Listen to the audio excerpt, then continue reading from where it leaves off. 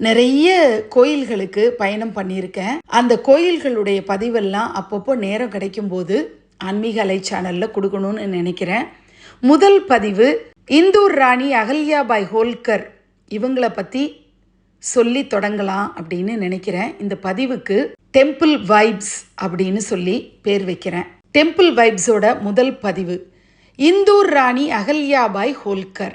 மராட்டிய வரலாற்றில் பொன் எழுத்துக்களால் பொறிக்கப்பட வேண்டிய பேர். இவங்க சிவபெருமானுடைய தீவிர பக்தை. சதுர்தாம் அப்படின்னு 4 சிவ வழிபாட்டு தலங்களை மிக நேர்த்தியா தேர்ந்தெடுத்து அமைச்சிருக்காங்க. 43 தீர்த்த குளங்களை ஏற்படுத்தியிருக்காங்க.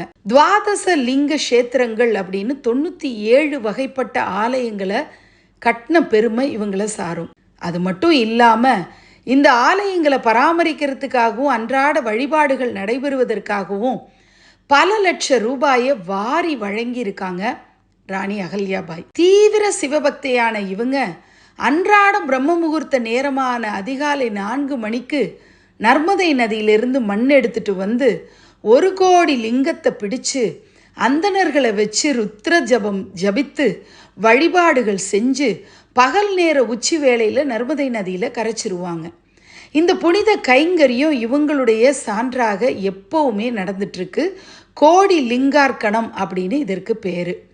ராணி அகல்யாபாயோட தர்பார் மண்டபம் 108 ருத்ராட்ச லிங்கம், நவமணிகளோட ஒவ்வொரு ரத்தினத்திலையும் கட்டை விரல் அளவுக்கு சிவலிங்கங்கள், நர்மதை நதியில் இருக்கக்கூடிய மார்பிள் கல்லை வச்சு செய்யப்பட்ட பான லிங்கங்கள் அப்படின்னு அற்புத கைலாயமாக தெய்வீக அம்சத்தோடு அலங்காரமாக இருக்குது.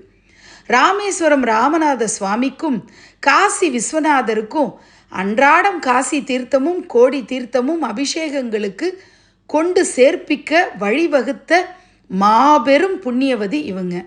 இவங்களால புனரமைக்கப்பட்ட எத்தனையோ ஆயிரக்கணக்கான கோயில்கள் இருக்குது. குறிப்பாக சொல்லணும்னா காசி விஸ்வநாதர் கோயில், கேதார்நாத், பத்ரிநாத், சோம்நாத் ஆலயங்கள். இவங்களுடைய புகழை இந்த கோயில்கள் என்றைக்குமே பறைசாற்றிட்டு இருக்குங்கிறது உறுதி. நன்றி.